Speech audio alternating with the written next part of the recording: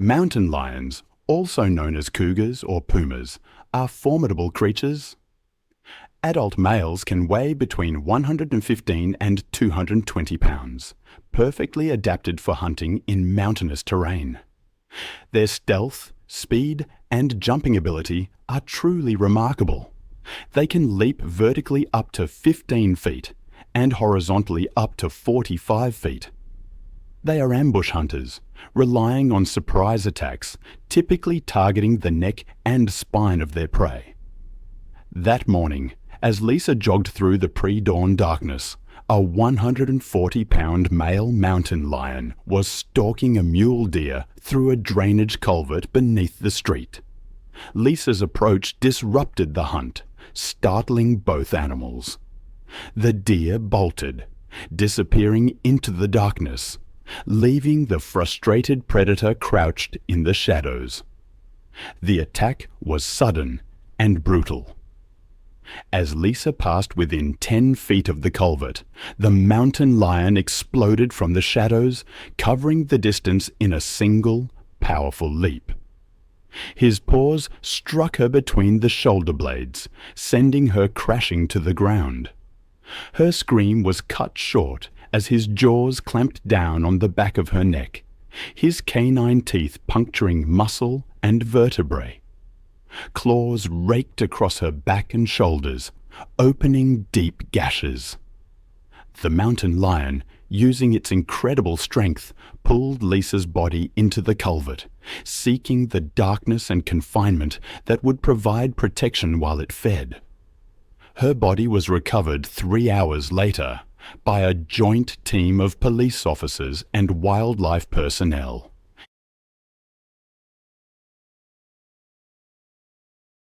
The mountain lion had retreated further into the drainage network. Lisa had died from massive trauma to her neck and spine, the killing bite instantly fatal. The investigation revealed that she had inadvertently interrupted the mountain lion's hunt, triggering the attack. The mountain lion was tracked and euthanized the following day. Then there was Felicity Grant. August 19, 2017, she arrived at Boulder County Open Space, a vast wilderness known for its rugged terrain and diverse wildlife. This mountainous region, with its dense forests and winding trails, attracted outdoor enthusiasts. But it was also prime habitat for mountain lions and other dangerous predators. Felicity, a 39-year-old fitness influencer from Denver with over 5,000 social media followers, had planned what she called her ultimate wilderness transformation experience. She was known for her entitled attitude, believing her athletic superiority made her exempt from rules. She'd already caused multiple confrontations at the park entrance. Her demanding personality became evident when she berated the teenage park attendant for suggesting she read safety guidelines, claiming someone of her fitness level didn't need advice from minimum wage employees. Park Ranger Tom Bradley had even attempted to brief Felicity on recent mountain lion activity during her permit application process.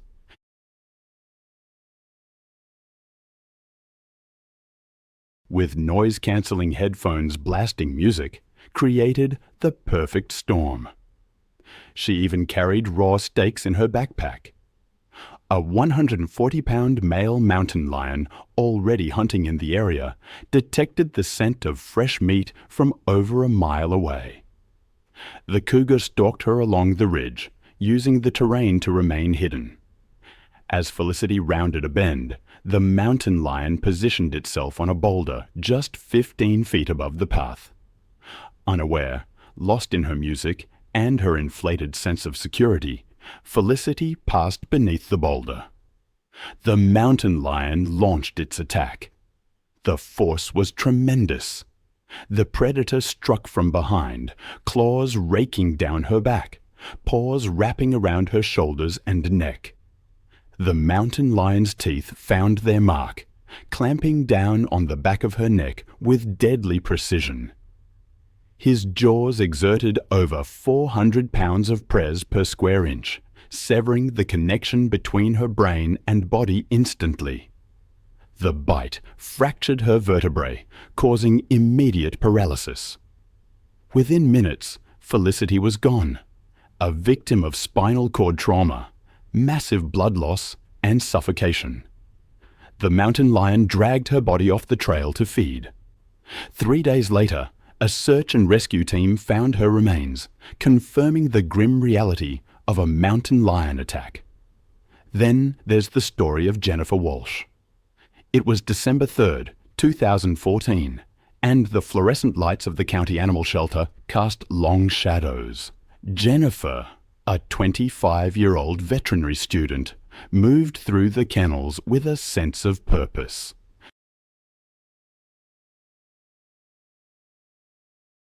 She believed every animal deserved a second chance, especially the difficult cases, the ones marked for euthanization. Diesel, a 75-pound pit bull with a scarred muzzle and haunted eyes, was one of those dogs. He'd been surrendered after multiple bite incidents, including a serious attack on a child. He was deemed too dangerous for adoption. But Jennifer saw something else in him, a vulnerability beneath the aggression. She ignored the shelter's protocol, the warnings about handling red-card animals alone. She convinced herself that Diesel's aggression was fear-based, that he needed one-on-one attention. And on that December afternoon, she approached his cage. The attack was swift, brutal, and utterly without mercy. I can barely imagine the horror of those final moments. A woman's life ended in a flash because of a tragic misjudgment.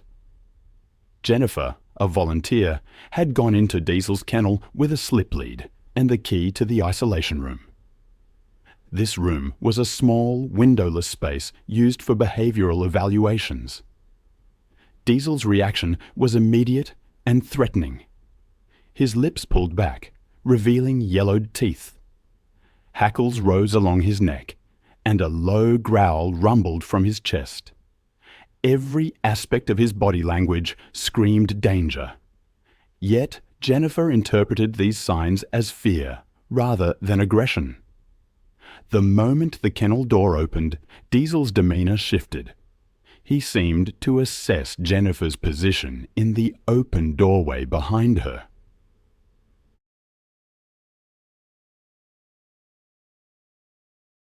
This brief hesitation gave Jennifer a false sense of confidence. She slipped the lead around his neck and guided him toward the isolation room. Once inside, Jennifer closed the door and removed Diesel's lead, believing freedom of movement would help him relax. The room was small, only 8 by 10 feet, with concrete walls and nothing but a metal folding chair. It was designed for safety, but it also meant there was nowhere to run. For several minutes, Diesel stood rigid in the center, his eyes never leaving Jennifer's face. She sat in the chair and began talking to him, her voice gentle and encouraging, completely unaware that she was being evaluated by a predator. The attack came when Jennifer stood and took a step toward Diesel, her hand extended in what she intended as a peaceful gesture. To Diesel, the movement represented a threat requiring immediate action. His 75 pounds launched across the room with explosive force, his jaws targeting Jennifer's throat with precision. Jennifer's scream was cut short as Diesel's teeth sank deep into her neck, crushing her windpipe and severing major blood vessels in a single bite. His jaws locked onto their target with mechanical efficiency. Jennifer's hands clawed desperately at the dog's head, but Diesel had been bred for combat, his grip unbreakable once engaged. The dog's powerful neck muscles allowed him to shake violently, tearing through tissue and bone while maintaining his hold.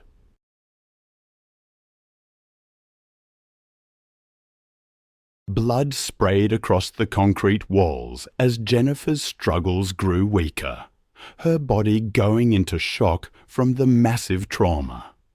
Other volunteers heard Jennifer's initial scream and rushed toward the isolation room, but the heavy door was locked from the inside. By the time they could locate the key and safely enter, Jennifer lay motionless on the concrete floor, her life ebbing away in the pool of blood. Diesel stood over her body, his muzzle stained red, his eyes still burning with the same aggressive intensity that had marked him for euthanization. Paramedics arrived within minutes, but Jennifer's injuries were beyond medical intervention. She was pronounced dead at the scene. Her dream of becoming a veterinarian ended by the very type of animal she hoped to save. Diesel was immediately sedated and euthanized, his death as swift and clinical as the attack that preceded it. The investigation that followed was thorough but predictable. Jennifer had violated multiple safety protocols, ignored clear warning signs, and placed herself in a situation that experienced professionals would have avoided. The shelter implemented new security measures, including electronic locks on isolation rooms and mandatory buddy systems for all volunteer activities. Jennifer's death became a cautionary tale in veterinary schools across the country. A reminder that good intentions and academic knowledge are no substitute for experience and proper safety protocols.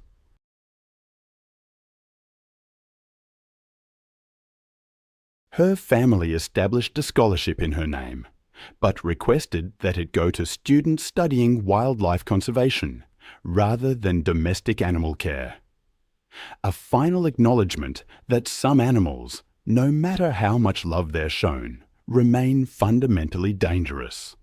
It was April 17th, 2018, and the humid Florida air hung heavy over the grounds of Sunshine Primate Sanctuary, a controversial facility that claimed to rescue primates while actually exploiting them for tourist photographs. The 20-acre property housed over 30 primates in substandard conditions, generating revenue through photo sessions that legitimate sanctuaries would never permit. The afternoon sun beat down on concrete encloses where gorillas, chimpanzees, and other primates paced restlessly behind inadequate barriers. Jessica Rodriguez, a 31-year-old veterinary technician from Tampa, had visited the facility with her husband Carlos as part of what she believed was a legitimate conservation effort. Jessica had always been passionate about animal welfare, taking photos of animals throughout her career to document their care and recovery. Her genuine love for animals had driven her to pursue veterinary technology training while working nights to support herself through school. Jessica had dedicated her career to animal welfare, earning her veterinary technology degree through years of hard work and sacrifice.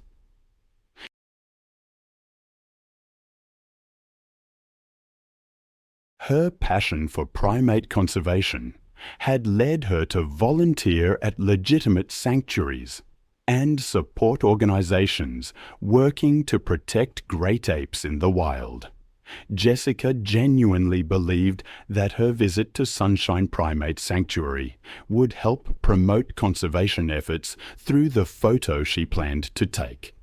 That afternoon, Jessica was participating in what the facility marketed as an educational encounter with King, a 350-pound silverback gorilla who had been acquired from a defunct research facility. The sanctuary's minimal safety measure consisted of a chain-link barrier that separated visitors from the gorillas' enclosure, with no additional protection or supervision from qualified staff.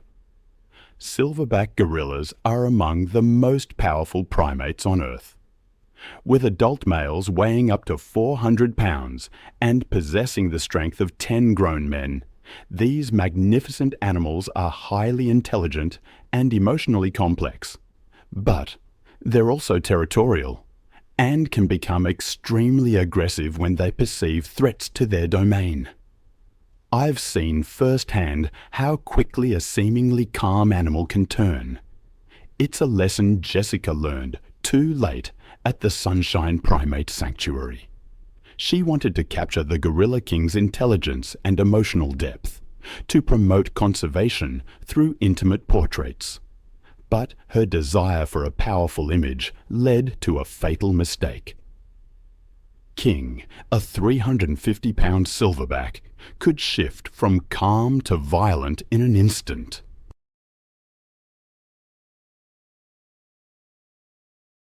His massive hands, capable of crushing force, and sharp canine teeth posed a severe threat. Jessica, observing his relaxed posture near the fence, misinterpreted his patience as friendliness. She reached through the barrier, believing physical contact would strengthen her message. The moment her hand crossed the line, King's reaction was devastating. His crushing grip seized her arm, pulling her against the chain-link fence. Jessica's scream echoed through the facility as the gorilla's grip tightened with bone-crushing force. Visitors desperately tried to free her, but King's strength was overwhelming. One hand maintained its hold on her arm, while the other reached for her head and shoulders, pulling her harder against the inadequate fencing. Driven by territorial instincts, the silverback continued his assault, inflicting devastating trauma to her head, neck, and arms. Her attempts to break free only seemed to fuel his aggression, as he saw her struggles as a continued threat. Weakened by massive blood loss and crushing injuries, Jessica's movements grew fainter. King's grip never loosened. His territorial fury focused on eliminating the perceived intrusion. Within minutes, Jessica's struggle ceased, the brutal assault proving fatal. The massive gorilla maintained his grip on her lifeless form, displaying threatening behavior toward anyone who approached. Emergency responders arrived with tranquilizer equipment, but it was too late.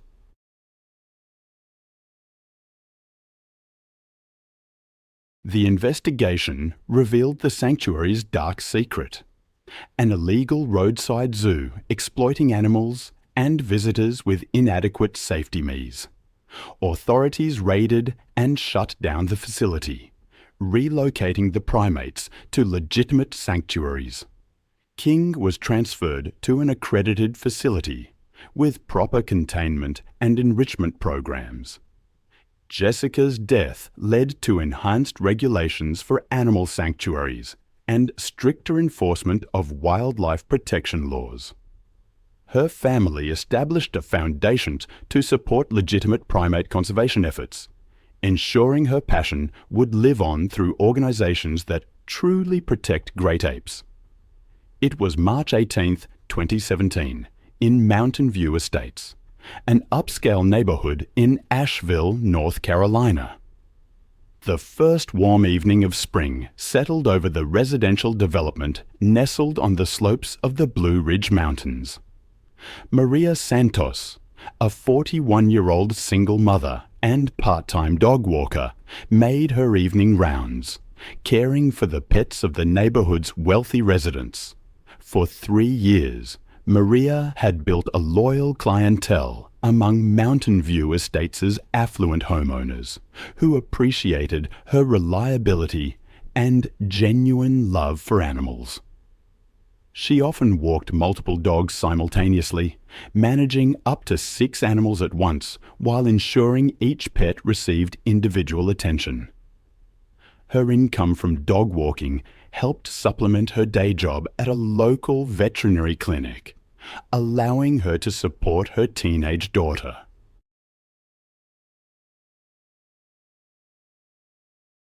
The Mountain View Estates development had been carved out of pristine mountain forest, with builders required to preserve mature trees and maintain natural wildlife corridors throughout the community.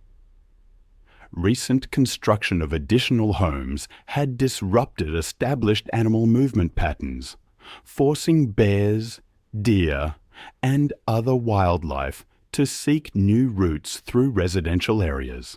The North Carolina Wildlife Resources Commission had issued warnings about increased bear activity in mountain communities, particularly as animals emerged from winter hibernation.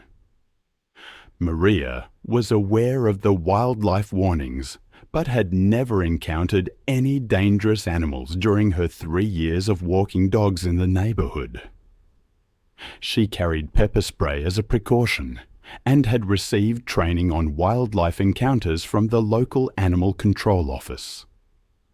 On this particular evening, she was walking 3 large dogs, 2 German Shepherds and a Golden Retriever, along the community's main street when she noticed unusual activity near a row of garbage cans. Black bears are North America's most common bear species, with adult females typically weighing between 200 and 400 pounds. Mother bears with cubs are extremely protective and will attack any perceived threat to their offspring. I've read about bear attacks, of course, but there was one case that always stuck with me, maybe because it felt so random, so ordinary.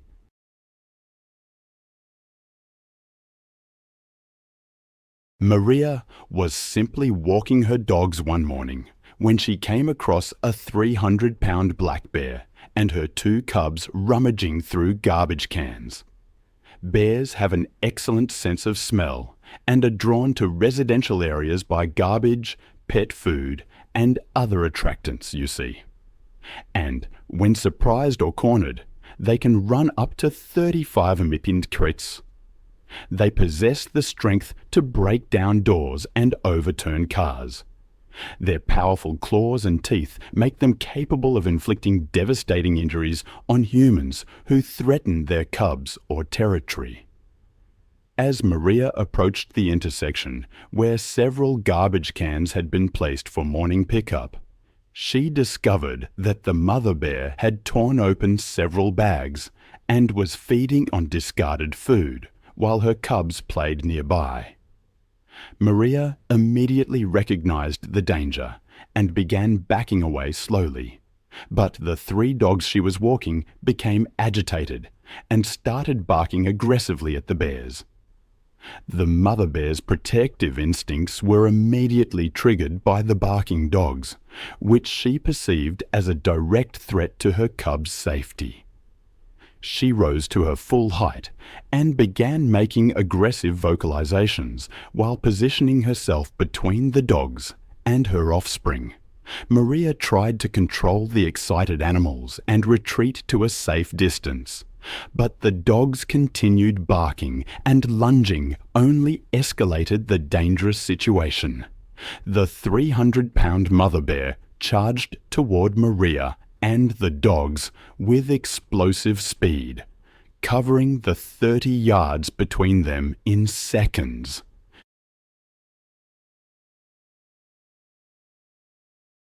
Maria attempted to run while holding 3 leashes, but became entangled in the leads and fell hard onto the asphalt street.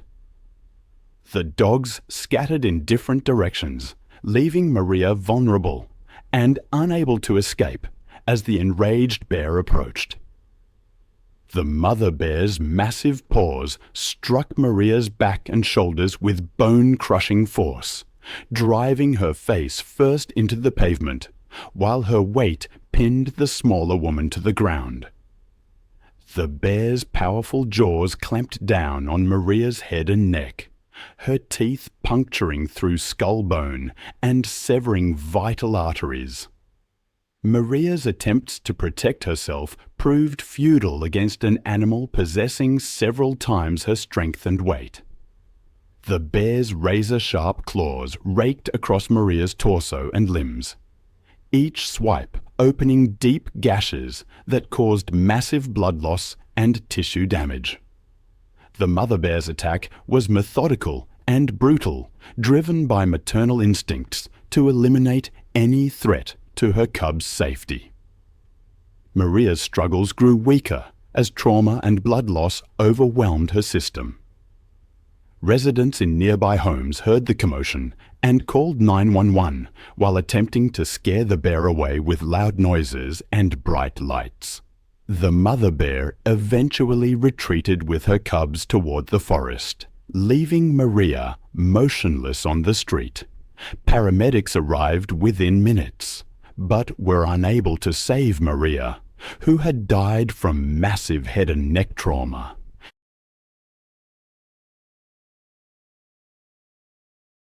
The investigation revealed that improperly secured garbage containers had attracted the mother bear and her cubs to the residential area, creating the conditions for the fatal encounter. Wildlife officials determined that the bear had been acting defensively to protect her offspring and was not exhibiting abnormally aggressive behavior. The mother bear and cubs were successfully relocated to a remote mountain area away from human populations. Maria's death prompted immediate changes to Mountain View Estate's waste management protocols, including the installation of barra-proof garbage containers and new guidelines for refuge. The community also implemented an early warning system for wildlife sightings and began requiring all residents to remove potential attractants from their properties. Then there's the story of Rebecca Martinez. It was October 15th, 2016, and the Georgia sun was setting over her 10-acre property, casting long shadows across a maze of makeshift kennels and chain-link runs. The constant barking that echoed across the land had become the soundtrack of her life. 40 rescue dogs, each one carrying the scars of abuse, neglect, or abandonment.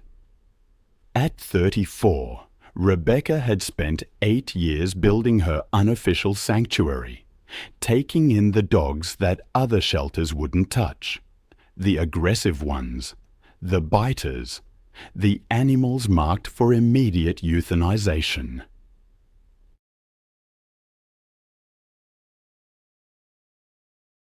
Her recent divorce had left her financially strained and emotionally isolated, with only her dogs for company, on the remote property. Rebecca's neighbors had grown used to the noise, though some whispered concerns about the woman, who seemed to care more about dangerous animals than her own safety. She rarely left the property anymore, moving between encloses with hands scarred from countless bites, badges of honor in her mind. Friends who still visited noticed the changes in Rebecca over the months. She'd grown thinner, more withdrawn, speaking more about her dogs than anything else. Her ex-husband had tried to warn her about the dangers, but Rebecca dismissed his concerns as jealousy over her dedication. The local veterinarian had stopped making house calls after Rex had lunged at him through a fence gap, requiring stitches on his forearm. Even the feed delivery drivers had begun leaving supplies at the gate rather than approaching the main compound. The main enclosure housed her 3 largest rescues: Rex, a 90-pound pit bull mix with a history of severe abuse; Titan, an 85-pound Rottweiler cross; and Scar, a 75-pound mixed breed whose face told the story of his fighting past. What Rebecca didn't realize was that these three had been forming an alliance over the past few weeks, establishing a hierarchy that put them at odds with anyone who came between them, especially when it came to food. The warning signs had been there for anyone trained to recognize them.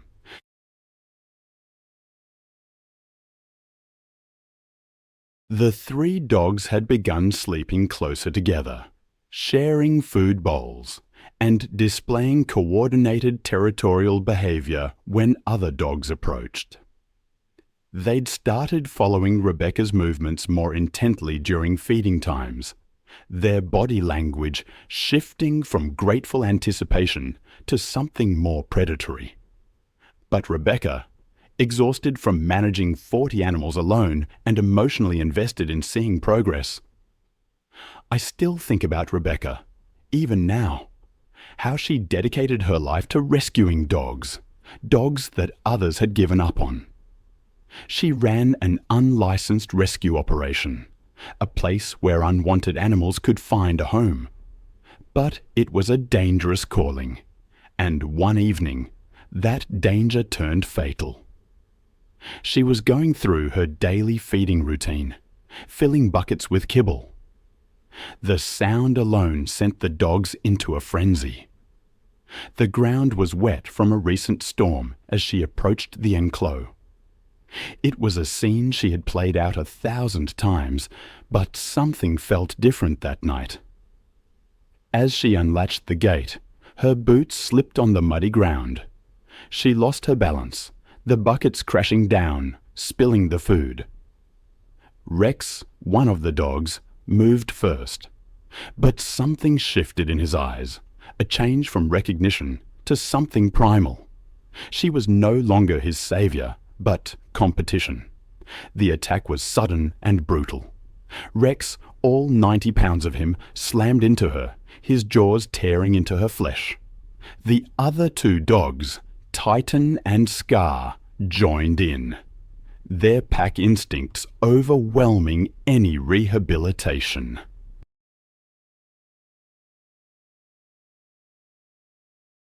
The interlock, meant to be re-engaged, was left undone. Around 7 a.m., Camille stepped outside, phone and water bottle in hand, and jogged down the gravel path. I can still picture the scene in my mind's eye. A lone jogger, early morning, the Thoiry Zoo in France. She unknowingly crossed into the wolf enclosure. What followed was a tragedy that led to a lawsuit, a settlement, and significant safety upgrades. Camille, as I later learned her name was, likely didn't see the warning signs. She probably thought the road looped safely back. By 7:20 a.m., she was nearly half a mile in, the road dipping slightly, flanked by pine trees. That's when she entered the enclosure. The wolves, having been fed the evening before, were still restless after a cold night. 3 of them, the dominant male and 2 others, were near the northern edge, stirred by the scent of a human. From the observation tower, a zookeeper noticed her and radioed for confirmation, only to realize with horror that she was inside. He shouted into the radio, but it was too late. The wolves emerged from the trees, low to the ground, tails stiff, heads aligned. Camille slowed, confused, thinking the barrier must be nearby. But their posture shifted, and she froze. She turned, saw the empty road behind her, and started jogging back, faster this time. The wolves matched her pace, then accelerated. She broke into a sprint. The zookeeper watched as Camille glanced back once.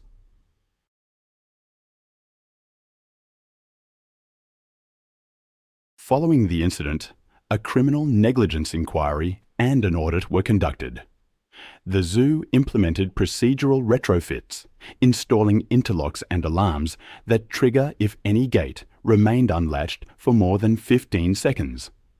Then, on July 22, 2016, under the scorching Oklahoma sun, another incident was brewing at the Wild Art Big Cat Sanctuary, a private facility nestled outside Tulsa. This 50-acre property housed over 20 rescued lions, tigers, and other exotic cats in a collection of chain-link enclos. The afternoon air shimmered with heat, and the sounds of roaring echoed as the cats sought shade. Ashley Martinez, a 23-year-old college student from Dallas, had discovered the sanctuary on social media while road tripping with her boyfriend. Ashley was always looking for unique photo opportunities.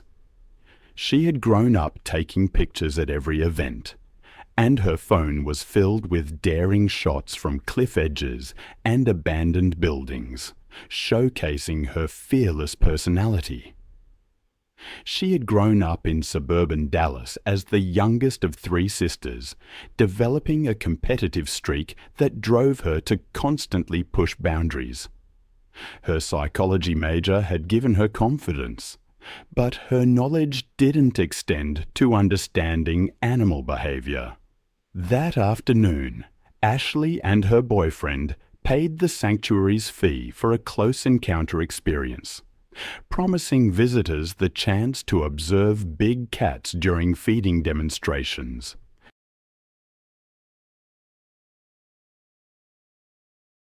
Giovanni shouted again, clapping his hands as he closed the distance.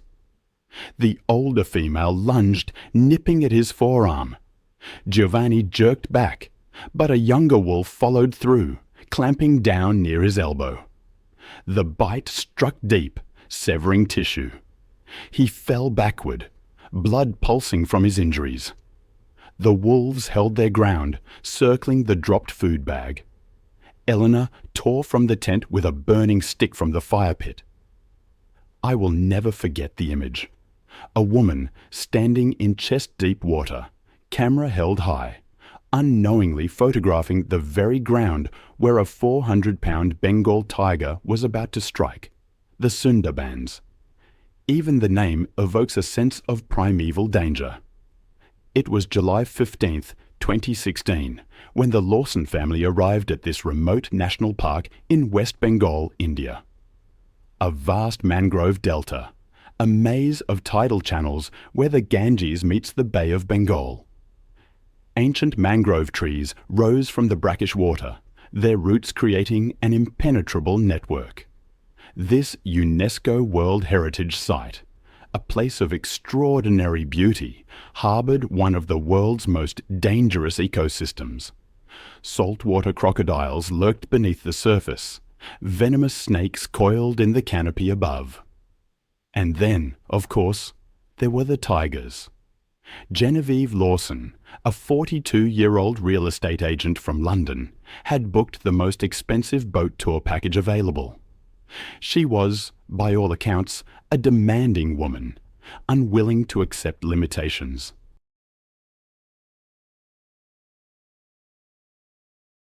She'd already berated their local guide, Ravi, multiple times during the morning briefing, while her husband, David, tried unsuccessfully to moderate her behavior. Their teenage children, Emma and Jake, watched uncomfortably as their mother dismissed every safety warning.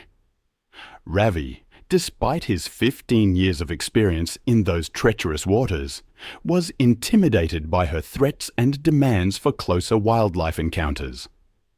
The motorboat was equipped with safety barriers, but Genevieve viewed these precautions as obstacles. She wanted authentic jungle photographs. What she didn't seem to grasp was that the Sundarbans mangroves are the exclusive hunting ground for the world's largest population of Bengal tigers. These aren't just any tigers. They're apex predators uniquely adapted to this aquatic environment. They're exceptional swimmers, willing to hunt humans in the water. They can weigh up to 400 pounds, mere over 10 feet long, and possess 4-inch canine teeth capable of crushing a windpipe. Their orange and black stripes provide perfect camouflage among the dappled shadows of the mangrove forest. During the afternoon tour, their boat approached a narrow channel where Ravi spotted fresh tiger tracks along the muddy shoreline. He cut the engine and whispered for complete silence, explaining that a large male tiger had recently passed through the area. But Genevieve wanted closer photographs.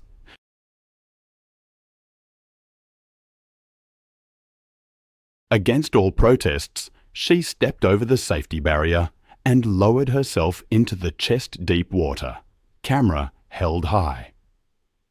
Unbeknownst to the group, a massive male Bengal tiger had been resting upstream.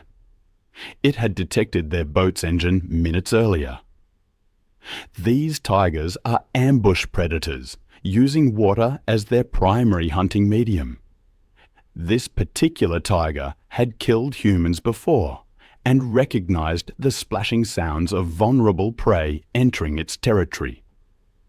The tiger slipped into the water and began swimming toward Genevieve, with only its eyes and nose visible above the surface.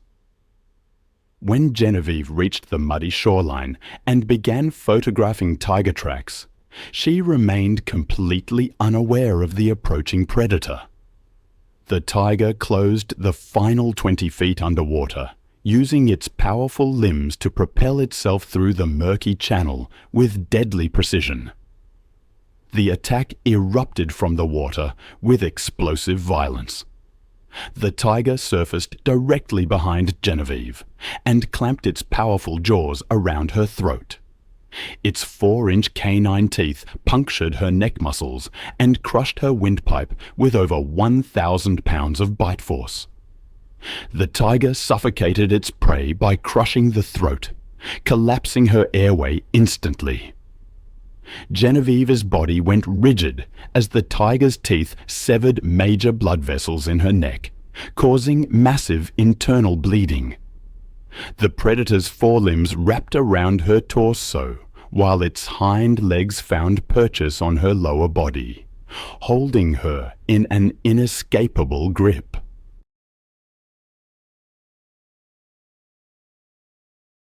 Then, the tiger began its drowning technique, pulling her backward into deeper water.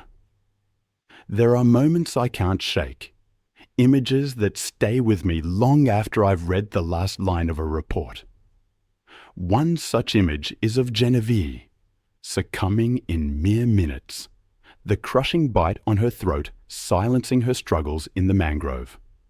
It was November 15th, 2016, in the remote forests of Primorsky Krai, eastern Russia. Snow fell, a steady veil muting the usual sounds. Nikolai Baranov's radio had been silent since morning. The last check-in, brief and routine, gave no hint that by evening his route would end in silence and blood. Nikolai was 52 and had spent most of his life in these forests. A forestry worker, he managed patrols in the buffer zones near the Cody Allen Mountains, monitoring traps, logging boundaries, and poaching activity. He lived alone in a small settlement near Dalna, his routine built around the forest's rhythms. That week, he had been assigned to survey a hunting reserve, following reports of wolves pushing closer to villages. He rode out before dawn on his snowmobile, a canvas bag packed with bread, tea, a hand axe, and flares. Colleagues said he often preferred working solo, claiming a second engine just scared off wildlife. That day's assignment was simple: document animal tracks after the first full snow. Wolves had been increasingly active, driven from higher ground after a collapse in wild boar numbers.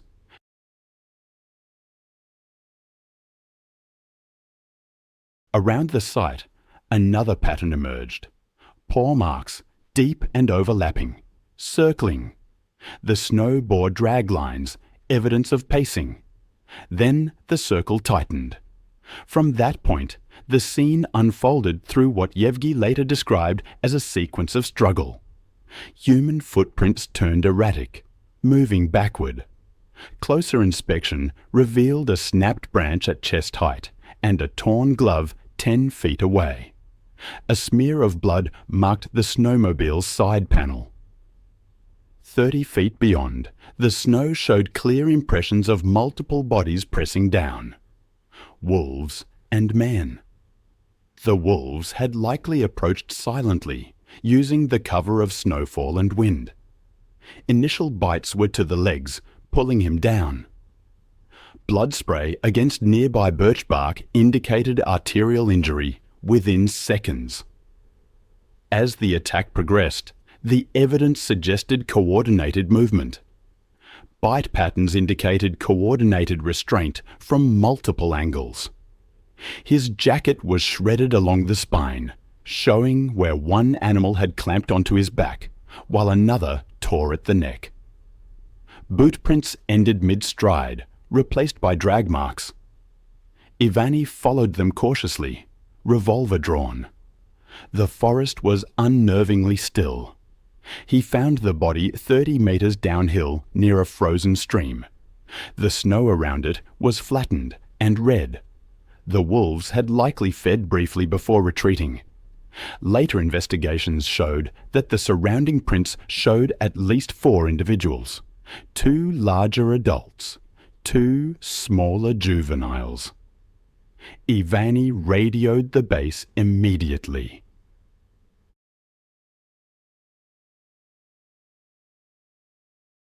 It took nearly an hour for a snow vehicle from the nearest post to arrive, by which time darkness had swallowed the clearing.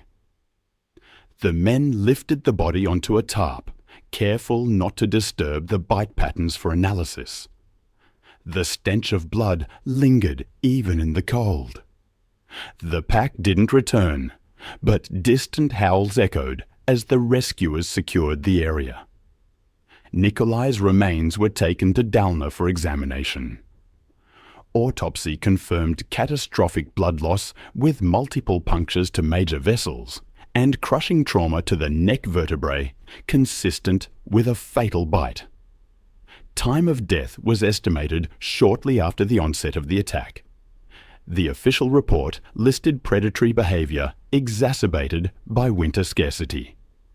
Specialists noted that 2016 saw an unusual decline in prey density across the region.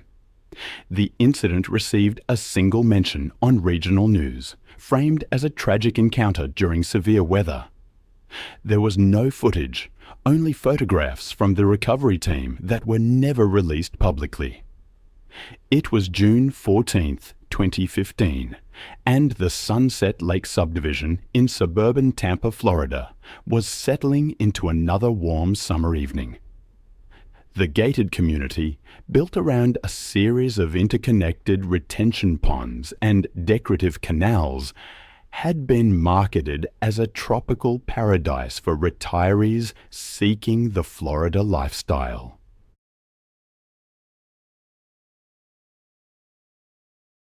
The attack came from directly beneath him. A 12-foot male alligator, submerged and motionless for over an hour, exploded upward. Its jaws clamped down on Walt's right leg, fracturing his femur and severing arteries. The alligator initiated its signature death roll, spinning rapidly in the water. Walt was pulled into the canal. The alligator dragged him to the deeper center, where escape was impossible. Within minutes, Walt's movement ceased. Emergency responders arrived quickly, but the alligator had already retreated with Walt's body. The investigation revealed that Walt's regular duck feeding had inadvertently attracted the alligator. His death prompted immediate changes to the community's water safety protocols. It reminds me of another incident, this one on September 8, 2014, in the vast wetlands of the Everglades. I'll never forget reading about the power of an alligator's bite. over 3,000 pounds of press per square inch. It's a force so immense, it's almost incomprehensible. These creatures, perfectly adapted for ambush in their aquatic world, can grow to an astonishing 14 feet long and weigh over 1,000 pounds. They are, without a doubt, apex predators. I remember one particular case that always stuck with me.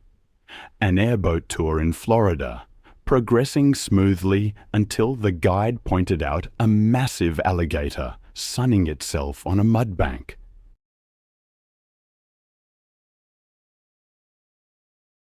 This reptile was a magnificent specimen, easily 12 feet long and weighing over 800 pounds. Its prehistoric form motionless in the afternoon heat. One of the passengers, a man named Michael, began photographing it, eager to show his colleagues back home. But his enthusiasm got the better of him.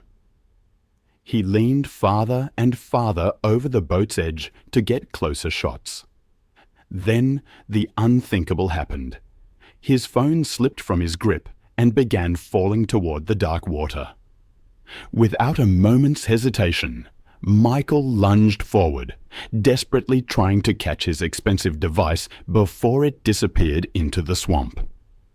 That sudden movement triggered the alligator's attack response. The 800-pound reptile exploded from the mud bank with terrifying speed, its powerful tail propelling it through the water like a missile aimed directly at Michael's exposed position. The alligator's massive jaws clamped down on Michael's outstretched arm with bone-crushing force. That 3,000-pound bite instantly shattered bones and severed major arteries. Michael's scream of shock and pain echoed across the swamp as the reptile's momentum pulled him completely over the side of the airboat and into the murky water. The tour guide and other passengers grabbed desperately at Michael's legs, trying to pull him back into the boat, but the alligator maintained its crushing grip on his arm. Then the alligator began its signature death roll, spinning rapidly in the water while maintaining its devastating grip.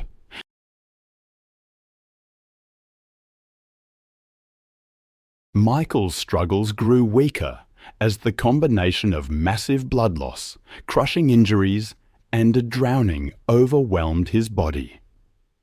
The alligator's grip never loosened as it continued the death roll with mechanical precision, each rotation causing additional trauma.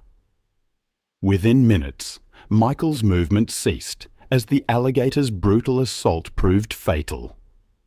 The massive reptile dragged his body into deeper water, where it disappeared beneath the surface with its kill.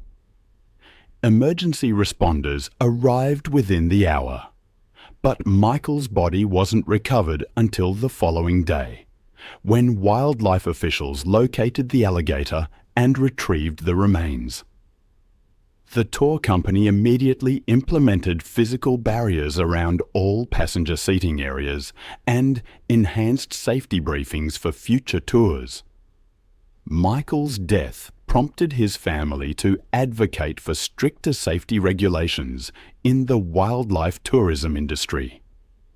The incident became a cautionary tale about the dangers of prioritizing photography over personal safety, a stark reminder of the deadly consequences of ignoring safety warnings around apex predators.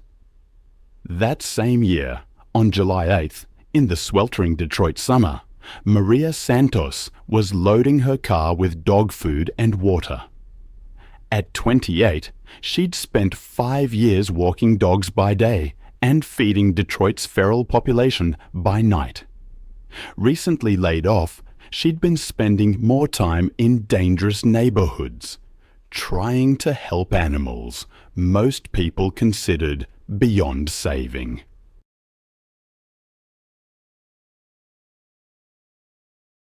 The economic collapse had hit Detroit hard, leaving entire neighborhoods abandoned, creating perfect breeding grounds for packs of wild dogs. These weren't lost pets. They were second and third generation feral animals that had never known human kindness, surviving by scavenging and defending territory with savage efficiency. Maria's regular route took her through 6 abandoned lots, each home to a different pack. She knew their hierarchies, feeding schedules, and individual personalities. But the newest group concerned her the most. 6 dogs led by a large German Shepherd mix she'd nicknamed Alpha, including several animals she didn't recognize. This pack was hungrier, more aggressive, and less predictable than the others. But Maria's compassion overruled her caution. These animals needed help, and she was the only one willing to provide it. As twilight settled over the abandoned neighborhood, Maria parked near the lot where Alpha's pack had made their home. The area was a wasteland of broken concrete and waist-high weeds, perfect cover for animals that had learned to hunt and hide. Maria had been feeding this pack for 3 weeks, always maintaining a safe distance. But tonight felt different. The dogs seemed more agitated, their movements more coordinated, their attention more focused on her than the food. What she didn't realize was that pack dynamics had shifted with the addition of 3 new dogs. Animals that saw humans not as providers, but as competitors.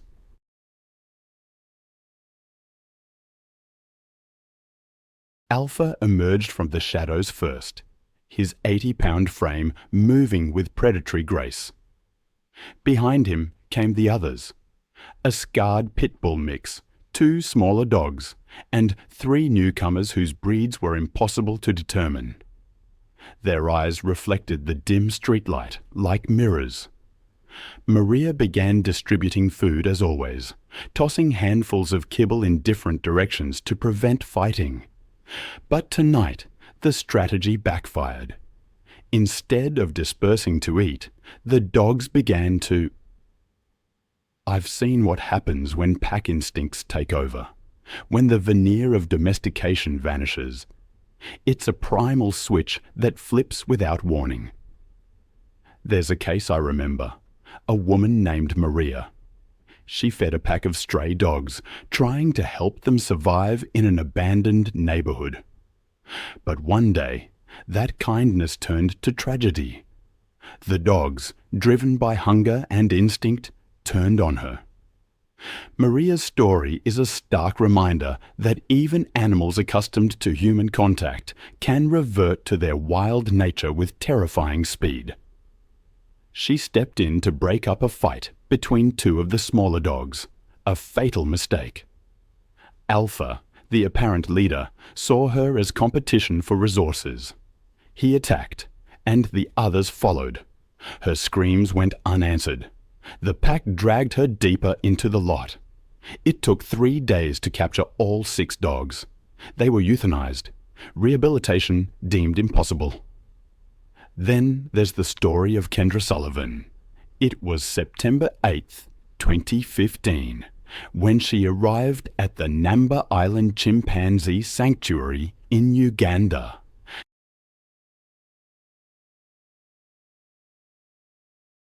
It was a 100-acre forested island on Lake Victoria. The sanctuary was a refuge for orphaned and rescued chimpanzees, meant to provide a semi-natural environment where they could live in social groups. Kendra, a 35-year-old wildlife photographer from Portland, had been commissioned to document the sanctuary's work. Her friend, Amy Chen, was there to film behind-the-scenes footage. Dr. James Mukasa, the sanctuary's director, grew concerned as Kendra dismissed his safety briefings, demanding access to restricted areas. Peter Sally, a caretaker, warned her about the unpredictable nature of the animals, but she brushed him off. The sanctuary housed 49 rescued chimpanzees, many traumatized by poaching or the illegal pet trade. Despite their rehabilitation, they retained all the instincts and physical capabilities of their wild counterparts. Chimpanzees are incredibly powerful, 5 times stronger than an adult human. Their grip strength can exceed 1,300 pounds per square inch. They also possess canine teeth over 2 inches long, designed for defense and dominance. During the afternoon tour, Kendra became frustrated with the viewing restrictions. She wanted access to the maintenance areas where staff entered the enclose. Dr. Mukasa repeatedly explained that these areas were strictly off-limits. But while the group was observing chimpanzees in a distant enclose, Kendra noticed an unlocked gate leading to a maintenance corridor.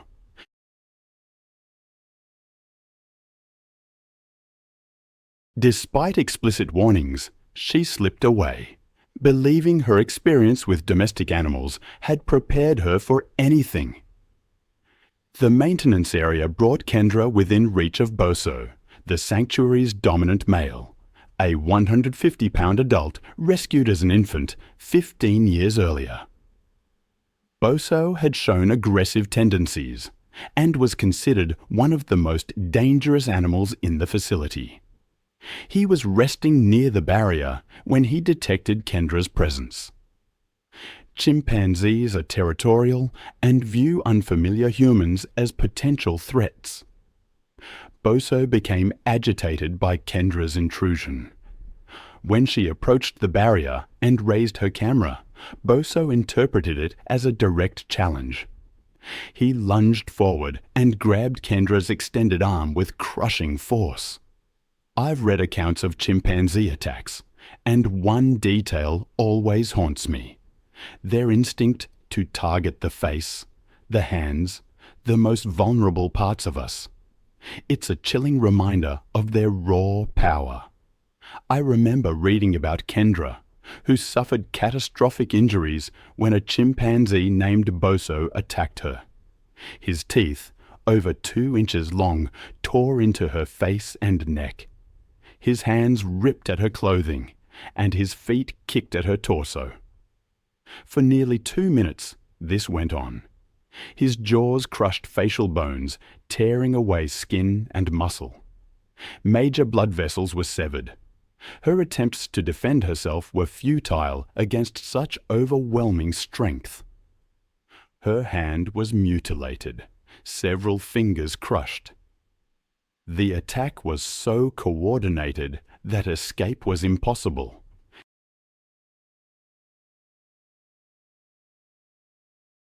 By the time help arrived, the blood loss and trauma proved fatal. Kendra died from hypovolemic shock and facial trauma before emergency services could even reach her. It was February the 9th, 2014. I remember reading about 2 men venturing into the boreal forest near Langer, Saskatchewan. What started as a routine trip would become a nightmare. David Lasky, a part-time wildlife photographer, and his cousin Jeff often explored the woods together. They were retrieving SD cards from trail cameras, something they'd done countless times. I've always found the aftermath of such tragedies particularly haunting.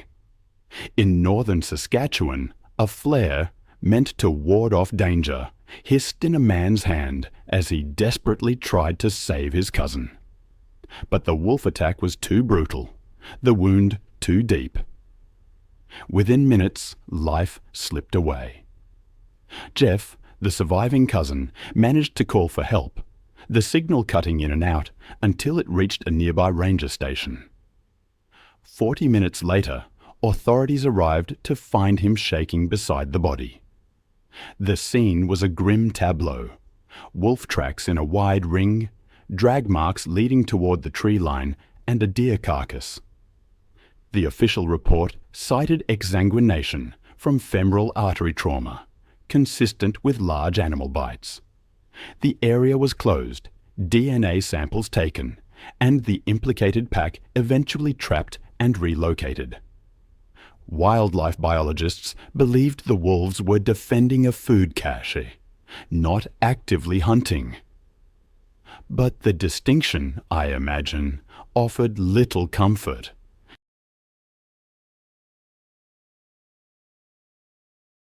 Then, just a few years later, another tragedy unfolded, this time in suburban Los Angeles on December 9, 2018.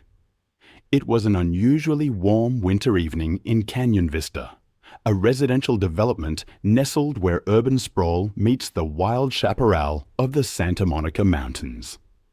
16-year-old Kevin Chen, a high school junior and varsity basketball player, was running late after practice. He decided to take his usual shortcut through an undeveloped lot, a practice that had always seemed safe during his 4 years in the neighborhood. Kevin was an honor student, a star athlete, one of his school's most promising college prospects. He lived with his parents and a younger sister in a modern home that backed up against the natural open space. The Canyon Vista area had been experiencing increased wildlife activity following a series of devastating wildfires. These fires had displaced numerous predators, forcing them to seek new territory and food sources. Local authorities had issued warnings about mountain lion sightings, but most residents saw them as routine precautions. Kevin, too, was aware of the warnings, but had never encountered any dangerous animals. He carried his basketball gear in a backpack, confident that his familiarity with the terrain and his athletic ability would keep him safe. But mountain lions are solitary predators, and juvenile males establishing new territories can be particularly dangerous.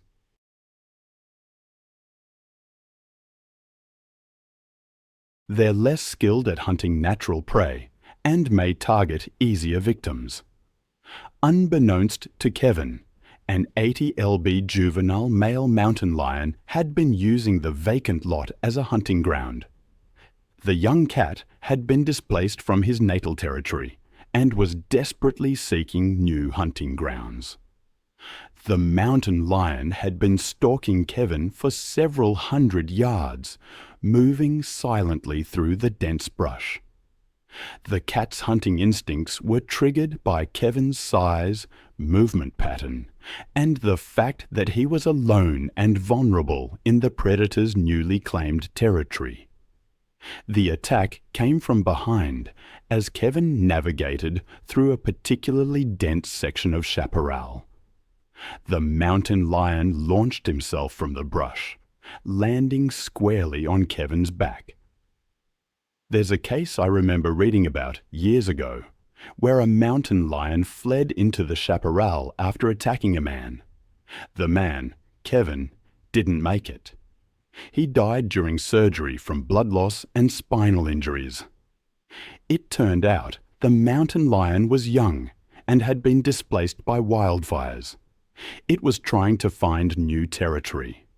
The wildlife officers euthanized the animal, deciding it was too dangerous to relocate. That tragedy led to some real changes. The city fenced off vacant lots and created new wildlife management plans. The community installed motion sensor lights and emergency systems, and they even made wildlife awareness training mandatory. Kevin's family started a foundation to support wildlife safety education.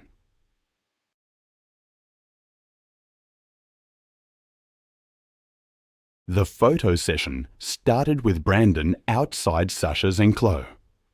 He was posing near the tiger, keeping the barrier between them. But he got frustrated with the distance. He wanted closer contact to get the dramatic photos he had in mind. He convinced the ranch owner to let him into a smaller holding area next to Sasha's main enclos. The owner knew it was a bad idea, against all the safety rules, but he agreed. Now there was only a chain-link fence separating Brandon from Sasha. He started posing for his camera, which was set up on a tripod. Then he made a fatal mistake. He crouched down next to the barrier and reached his hand towards Sasha, thinking he could show his dominance over her. That's when the tiger's ears flattened and her tail started twitching faster.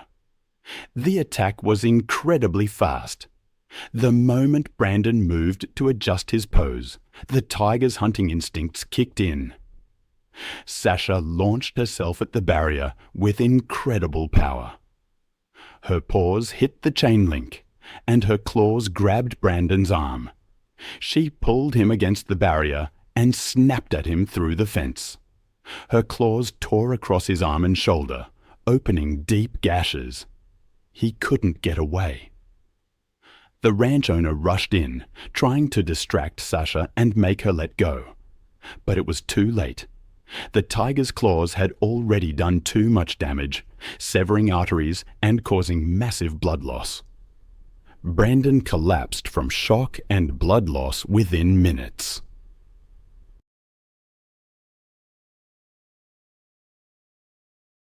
The real money, though, came from the security he employed. 4 massive dogs patrolled the perimeter. 2 cane corsos, each over 120 pounds, and 2 mastiff mixes, nearly 140 pounds each. These weren't pets. They were weapons acquired from a defunct fighting operation and trained to be aggressive. The financial press that would seal Tommy's fate had been building for months. Veterinary bills, feed costs, facility upkeep, it all ate into his profits. Increased scrutiny from animal welfare organizations forced him to be more careful, but he cut back on everything: food, medical care, even basic maintenance. The guard dogs, once fed premium meat to keep them strong, were reduced to scraps and cheap kibble. Tommy didn't realize that hungry guard dogs are exponentially more dangerous than well-fed ones. Hunger sharpens their predatory instincts, makes them more territorial, and reduces their tolerance for humans. The 4 animals, once content to patrol, now saw everything on the property, including Tommy, as potential competition for scarce resources. The dogs had been showing signs of increased aggression for weeks. They fought among themselves over food, marked territory more aggressively, and showed less deference to Tommy's commands. A smarter operator would have recognized the warning signs, but Tommy was desperate, distracted, and dangerously overconfident. On that sweltering August night, Tommy made his final rounds, checking on the breeding females and security systems.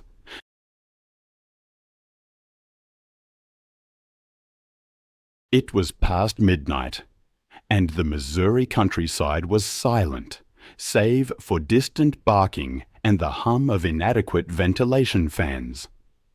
He carried a flashlight and a metal rod for moving aggressive animals, but his attention was focused on financial calculations, not the danger lurking in the shadows.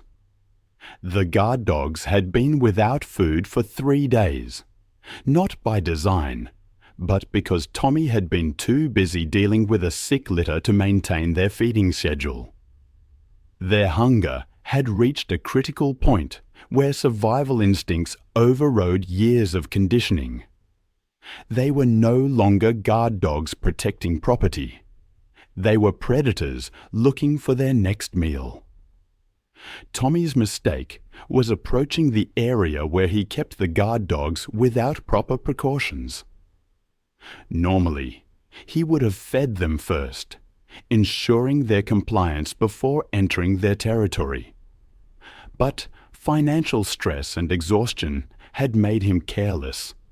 and he walked directly into their domain, carrying nothing but a flashlight and false confidence. The attack began when Brutus, the larger cane corso, emerged from the shadows near the feeding area. His 125-pound frame moved with surprising silence. His massive head lowered in a hunting posture that Tommy should have recognized as a threat. Behind him came the others: Titan, the second cane corso; Rex, a 140-pound Mastiff mix; and Scar, whose scarred muzzle told the story of his fighting background. Tommy realized the danger too late.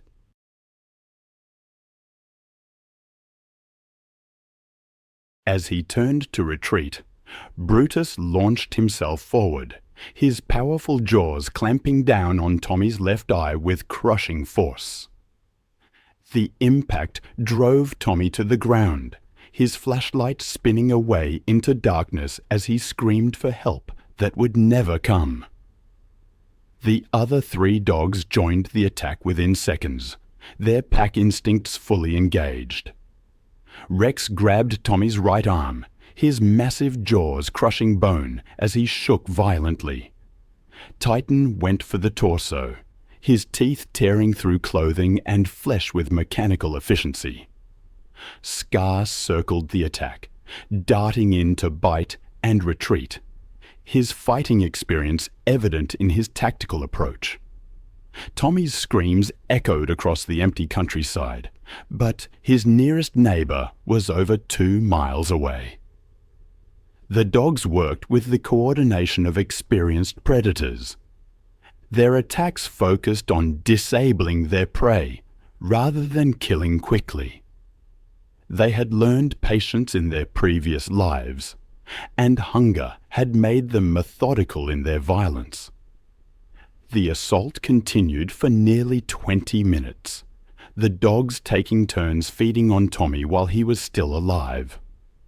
His struggles grew weaker as blood loss and shock took their toll, but the animals showed no mercy.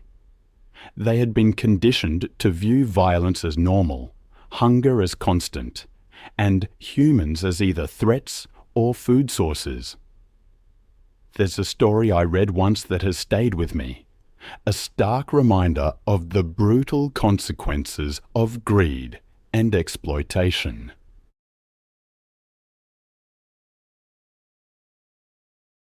Roberto was familiar with Florida's wildlife, respecting the dangers of alligators and snakes. He typically checked water features before working near them. On this particular afternoon, he was trimming bushes around a small ornamental pond when his hedge trimmer slipped into the shallow water. He stepped into the pond to retrieve it, assuming it was safe. But he was wrong.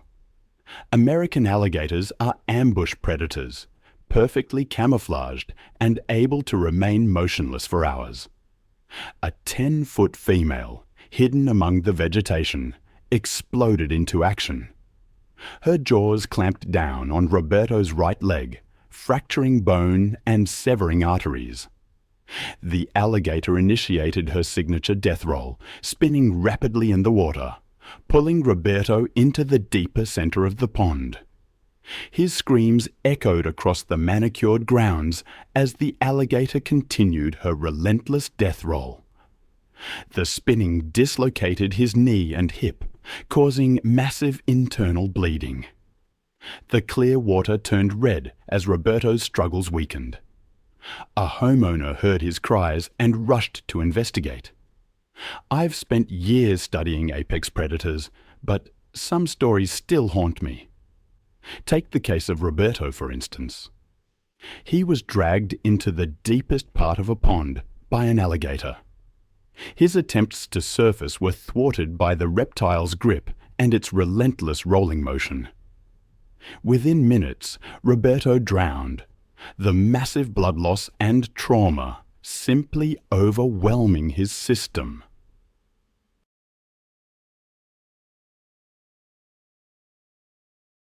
Emergency responders arrived within 15 minutes of the homeowner's call, but it was too late. Wildlife officers worked for hours to safely capture the 10-foot female alligator, which had retreated back into the pond's dense vegetation. The reptile was eventually relocated to a remote area of the Everglades, far from any human populations. The investigation later revealed that the ornamental pond's connection to the natural waterways had allowed the large alligator to enter the residential area undetected. Roberto's death led to immediate changes to Cypress Point's water feature management, including the installation of barriers between the decorative ponds and the natural drainage systems, along with new safety protocols for all maintenance workers. Then there's the story of Tara Whitfield. It was March 22nd, 2017, when she arrived at the Neptune Islands off the coast of South Australia, one of the world's most famous great white shark diving destinations. The remote, rocky outcrops jutted from the Southern Ocean, surrounded by crystal clear waters that plunged to depths of over 200 feet. These nutrient-rich waters served as a natural highway for migrating great whites, drawing the massive predators in to hunt the abundant seal colonies. Tara, a 38-year-old marine biology graduate student from Los Angeles, had booked the most expensive shark cage diving package available, and, from the moment she arrived, began making unreasonable demands.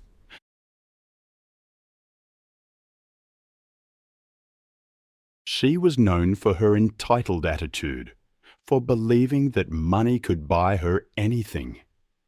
She berated Captain Steve Morrison and marine biologist Dr. Lisa Chen multiple times during the morning briefing. Her boyfriend, Brad Mitchell, watched uncomfortably as Tara screamed at the crew for what she called their pathetic safety restrictions. Captain Morrison, with 18 years of experience operating in these dangerous waters, had certainly dealt with difficult clients before. But Tara's aggressive behavior and complete lack of empathy alarmed him. She repeatedly demanded that the protective cage be removed entirely, claiming she had paid premium prices and deserved unrestricted access to the sharks. When Dr. Lisa Chen attempted to explain the life-threatening dangers, Tara dismissed her as an incompetent employee who was clearly jealous of successful people. Tara had somehow convinced herself that her graduate student status and expensive booking fee entitled her to special treatment. She threatened to destroy the company's reputation online and file lawsuits if the crew didn't provide her with the extreme experience she demanded. Her complete disregard for safety became especially evident when she suggested that crew members should enter the water first to test whether the sharks were dangerous. The waters around Neptune Islands hosted some of the largest great white sharks on Earth, apex predators that had ruled these seas for over 400 million years.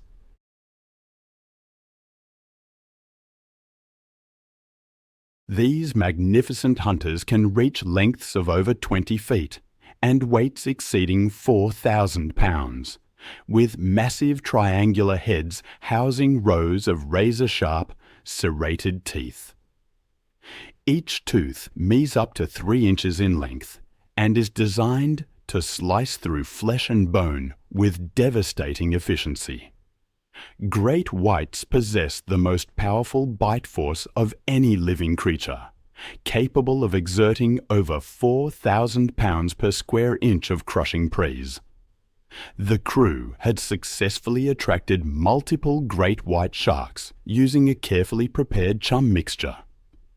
Among the responding predators was a massive 18-foot female estimated to weigh over 4,000 pounds, and she had been feeding aggressively on the bait. The enormous shark displayed classic hunting behaviors, circling the boat with calculated precision while investigating the steel diving cage. Before entering the water, Tara secretly loosened the connections on her diving regulator, planning to create a fake equipment malfunctions that would justify exiting the protective cage. She actually believed she was clever enough to manipulate the situation to get the unrestricted shark access she felt entitled to. Once submerged in the protective cage, Tara immediately began signaling fake distress to the surface crew, pointing frantically at her sabotaged regulator. Captain Morrison initiated emergency procedures to bring her to the surface.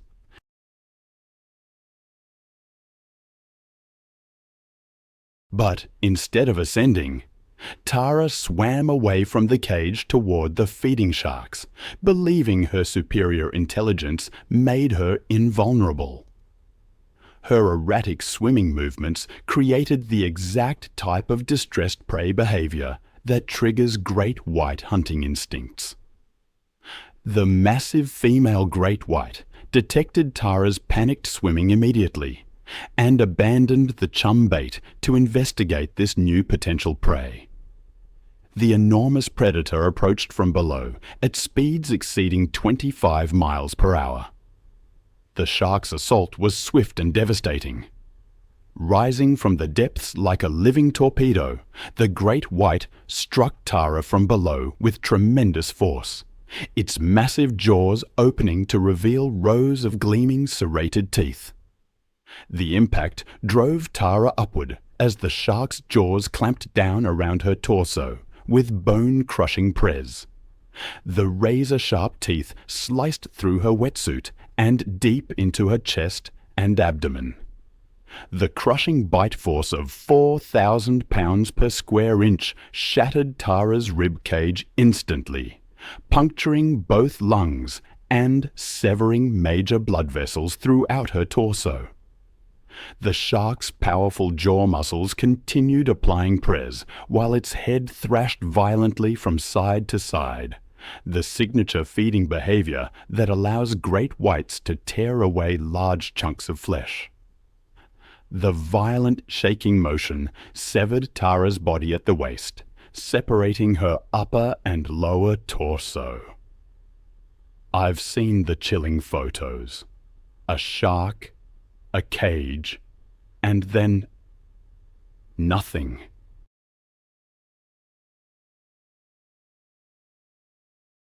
It's a stark reminder that no amount of money or confidence can override the raw power of nature.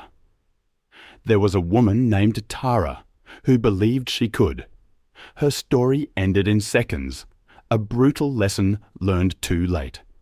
Massive blood loss, traumatic shock, the destruction of vital organs. That's what the investigation revealed. It also revealed that she had deliberately sabotaged equipment and violated safety protocols. Afterward, maritime authorities implemented stricter regulations for shark cage diving. The family, mirroring the same sense of entitlement that led to her demise, filed lawsuits against the tour company.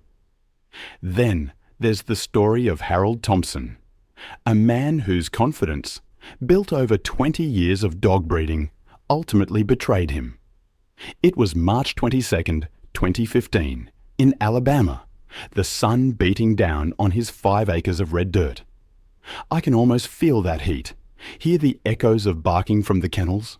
Hank, as he was known, was 71, moving slower these days, but still with the ASD-ness that came from decades working with Rottweilers and German Shepherds. He and his wife, Martha, had built their business from the ground up. What began as a hobby had become a modest operation. 8 breeding females, 3 males, litters sold all across the southeast. But age had brought a certain carelessness. In his younger days, Hank would never have entered a kennel alone, especially not with breeding males in their territorial phases.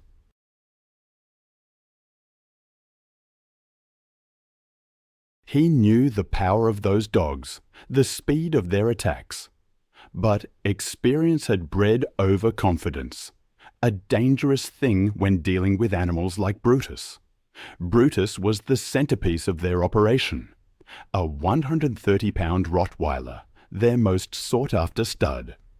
At 4 years old, he was in his prime, his bloodline tracing back to German working dogs. His offspring commanded premium prices from buyers seeking protection animals. But lately, Brutus had been showing increased aggression. A minor injury to his left rear leg had left him limping, irritable. He'd even snapped at Martha when she tried to examine the wound. The veterinarian had prescribed pain medication, but the dog's temperament had only grown more unpredictable. Martha had voiced her concerns about Hank working alone with Brutus, especially with the dog's recent mood changes. But Hank dismissed her worries, stubborn in his belief that his bond with Brutus, whom he'd raised from a puppy, was unbreakable. On that March afternoon, Martha had driven into town for supplies, leaving Hank alone with the dogs. The kennels needed cleaning, water bowls needed filling, work he'd done thousands of times before. Brutus watched from his kennel as Hank approached, his dark eyes tracking every movement with an intensity that should have served as a warning. The dog was panting heavily, despite the shade, his injured leg causing him to shift uncomfortably.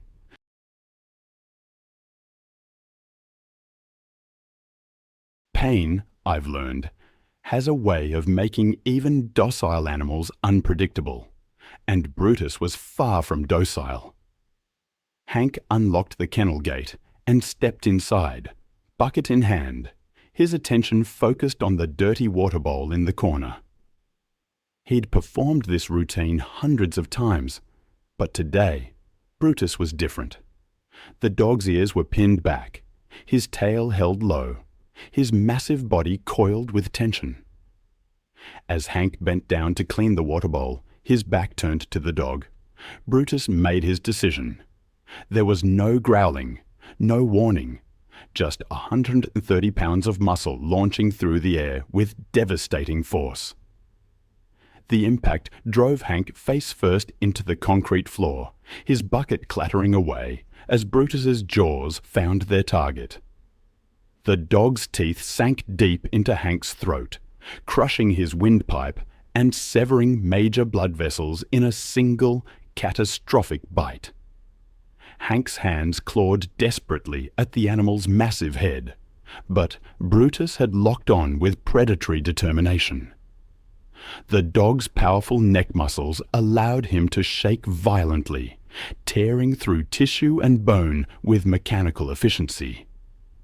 Hank's screams were cut short by the damage to his throat, replaced by a wet, gurgling sound that grew weaker by the second. Blood pooled beneath his body as Brutus continued his attack, driven by instincts bred into his lineage for generations.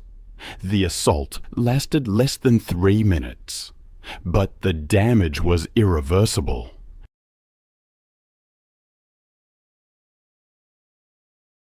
When Brutus finally released his grip, Hank lay motionless on the kennel floor, his life ebbing away in the Alabama heat. Martha returned home 2 hours later to find the property strangely quiet. She called out for Hank as she walked toward the kennels, but received no response. When she rounded the corner and saw Brutus standing guard over her husband's body, the full horror became clear. The dog's reaction to Martha's presence was immediate and threatening.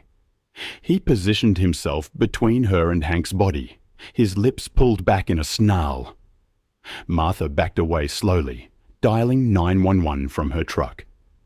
Sheriff's deputies arrived within 20 minutes, but Brutus refused to allow anyone near Hank's body. After consulting with animal control, the decision was made to shoot Brutus rather than risk additional casualties. The massive Rottweiler died with 3 bullets in his chest. The investigation concluded that Hank's death was a tragic accident caused by his failure to recognize the warning signs of an aggressive, injured animal. The breeding operation was shut down, the remaining dogs relocated, and Martha was left to grieve both her husband and the animal that had been part of their family. Then there's Sarah Miller, a 26-year-old experienced backpacker from Anchorage. It was September 3rd, 2013, near the Toklat River in Denali National Park, Alaska. By early afternoon, the wind had dropped, and the landscape stood still, open and silent.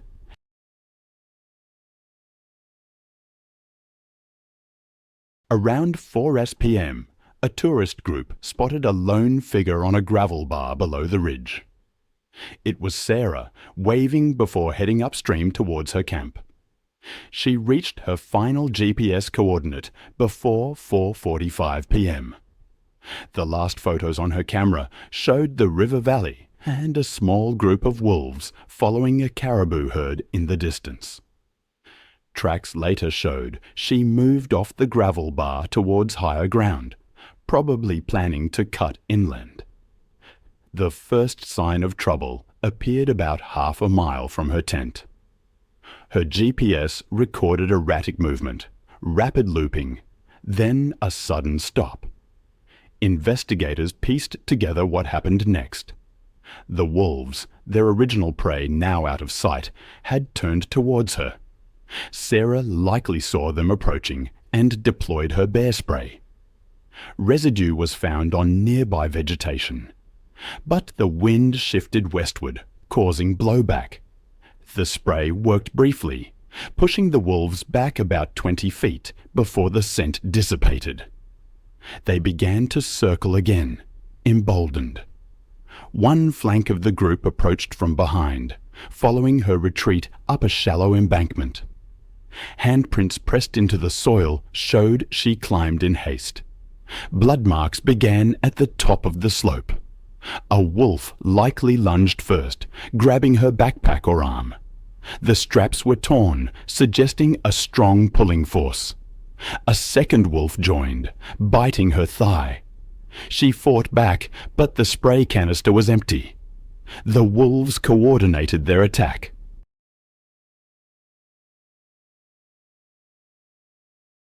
The ground was churned with soil and hair, indicating a struggle before she was forced down. Tissue analysis revealed crushing bites to the neck and shoulder, consistent with a killing grip. Her jacket was shredded. A torn sleeve found 20 feet away, still holding fragments of skin and fabric. Search efforts began that night. The next morning, a helicopter spotted a disturbed patch of gravel near the Tlat Channel. Sarah's body was partially covered by soil and debris, her left arm missing. Her camera confirmed her final photograph was taken just 6 minutes before her estimated time of death. The park temporarily closed backcountry zones along the migration corridor.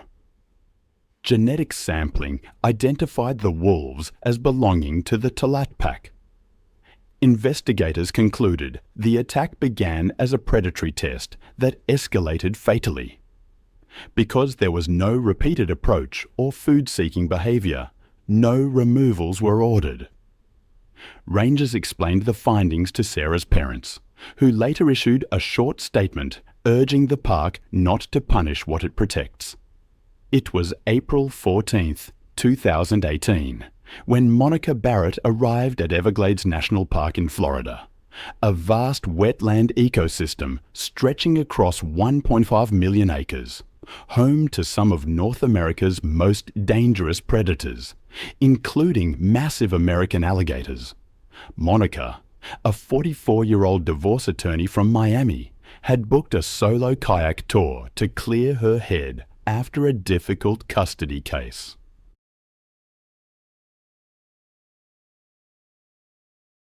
She was known for her aggressive courtroom tactics and a confrontational personality, having built her career on intimidation.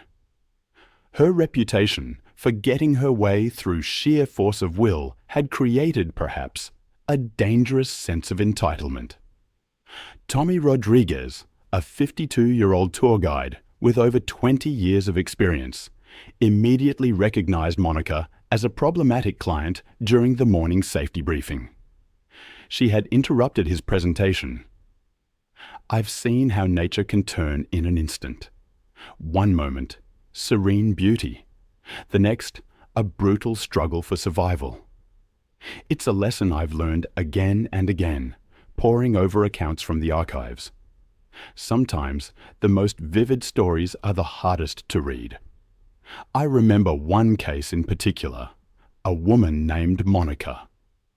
Despite repeated warnings, she insisted her legal background made her smarter than her guide, even threatening lawsuits when he tried to enforce basic safety. Park rangers tried to explain the dangers of alligator nesting season, but she dismissed them as government overreach. Her visit coincided with the peak of alligator breeding season, a time when territorial males become extremely aggressive, protecting their nesting areas. During this period, park officials typically restrict access to certain waterways, posting warning signs throughout the most dangerous zones. American alligators are truly formidable apex predators. Adult males can reach lengths of up to 14 feet and weigh over 1,000 pounds.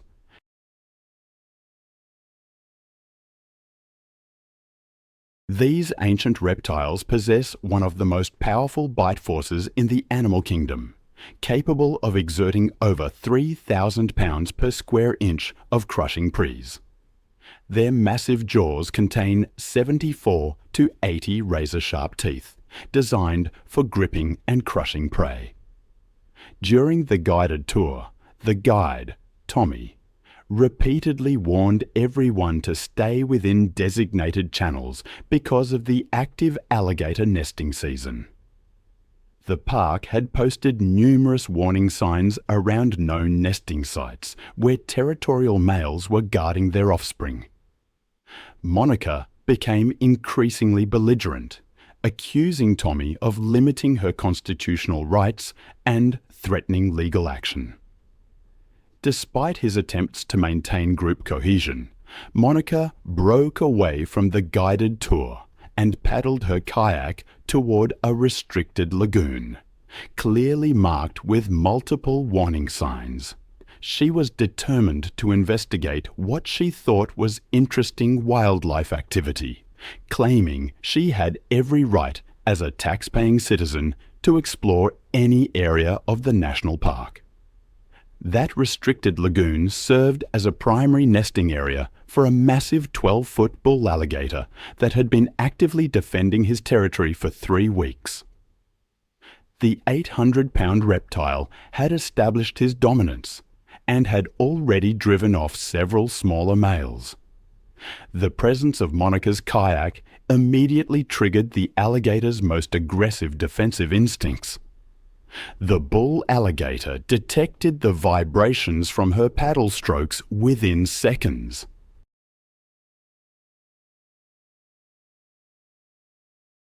The massive reptile had been resting motionless beneath the surface, perfectly camouflaged among the submerged vegetation. The attack was swift. The 800-pound predator launched itself from the water with explosive force, its massive jaws clamping down on the front section of Monica's kayak. The impact capsized her kayak instantly, throwing her into the murky water directly in front of the enraged reptile. As Monica struggled, disoriented and panicked, the alligator immediately identified her as a threat to his nesting territory. The massive reptile's jaws found purchase on Monica's torso, his razor-sharp teeth puncturing through her life jacket and deep into her chest and abdomen. The crushing bite force shattered multiple ribs instantly while puncturing both lungs and severing major blood vessels.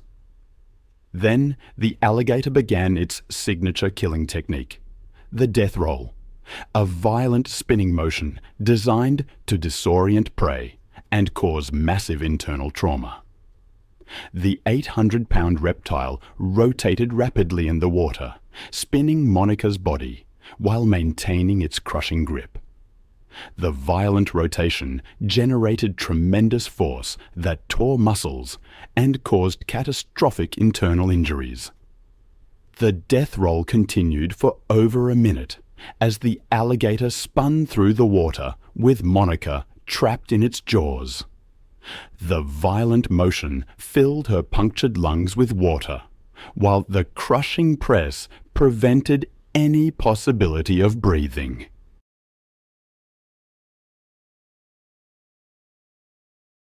Her shattered ribs were ground against each other, causing additional internal bleeding. The combination of massive internal trauma, drowning, and blood loss proved fatal within minutes. Monica's struggles gradually ceased as the alligator continued its death roll. The massive reptile eventually released her lifeless body, which floated to the surface. Tommy immediately radioed for emergency assistance, but rescue teams were unable to reach the remote lagoon in time. Then, on May 14, 2017, in Great Smoky Mountains National Park, Sarah Johnson, a 29-year-old registered nurse from Atlanta, was enjoying a weekend hiking trip with her fiancé, Tom. They were exploring the park's extensive trail system, taking photos to commemorate their engagement celebration. Sarah had always loved nature photography. Her medical background had given her a practical understanding of emergency situations, but her experience with dangerous wildlife was limited. Sarah had been hiking throughout the Southeast for over 5 years, building her confidence and wilderness skills through countless weekend adventures with Tom. She worked long shifts at Grady Hospital's emergency department, and these mountain getaways provided essential stress relief from her demanding career. That afternoon, Sarah and Tom were hiking through a remote alpine meadow when they discovered 2 black bear cubs playing in the tall grass, their mother nowhere in sight.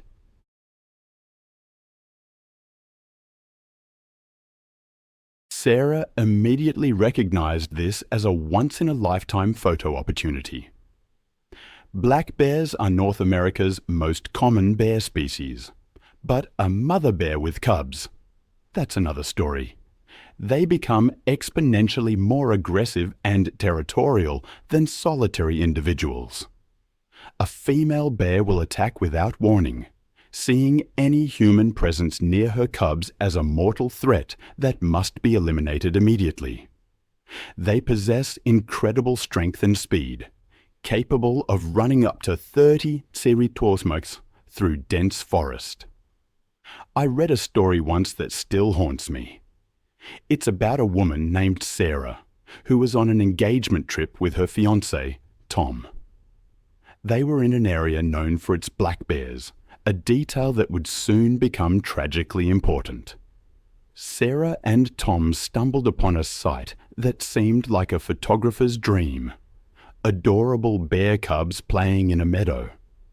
Sarah, understandably excited, began photographing them, inching closer for better shots, despite Tom's repeated warnings to keep a safe distance. She was convinced the mother bear wasn't nearby. The cubs continued their playful wrestling in the grass, while Sarah documented their every move, her photography session stretching for nearly 10 minutes as she captured dozens of images. But Sarah made a fatal mistake. She unknowingly positioned herself between the cubs and their natural escape route to the forest edge. As she moved to get a better angle, she blocked the path the cubs would take to reach safety if threatened.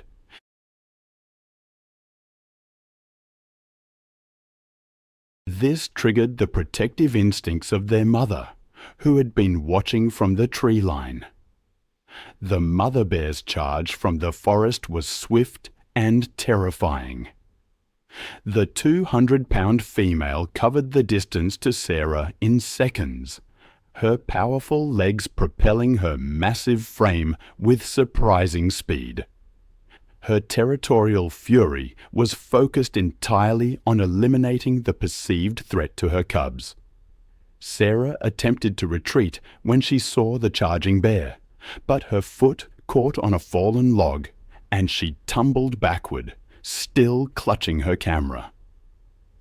The mother bear reached Sarah before she could regain her footing, striking her with bone-crushing force. Her massive paw connected with Sarah's back, her razor-sharp claws raking across her spine and shoulders, the impact shattering several ribs. Sarah's camera flew from her grip as the bear's enormous weight pinned her to the ground, her attempts to call for help silenced by the crushing press on her chest. The mother bear's powerful jaws clamped down on Sarah's neck, her crushing bite force fracturing vertebrae and severing vital arteries. The bear's protective instincts drove her to continue the assault until she was certain the threat to her cubs had been completely eliminated. Within minutes, Sarah's movement ceased as the mother bear's brutal assault proved fatal. The protective mother remained near Sarah's body for several more minutes, ensuring the threat was neutralized before gathering her cubs and disappearing into the dense forest.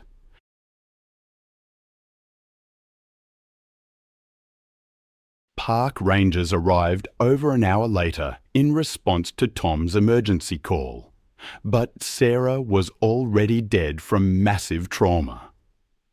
The bear family was tracked but left undisturbed, as wildlife officials determined the mother had been acting within normal protective behavioral patterns when defending her young. Sarah's death devastated the hiking community and prompted enhanced educational programs about wildlife safety and proper distance protocols. Her family established a foundation promoting wilderness safety education, ensuring her passion for conservation would continue through enhanced protection for both wildlife and outdoor enthusiasts.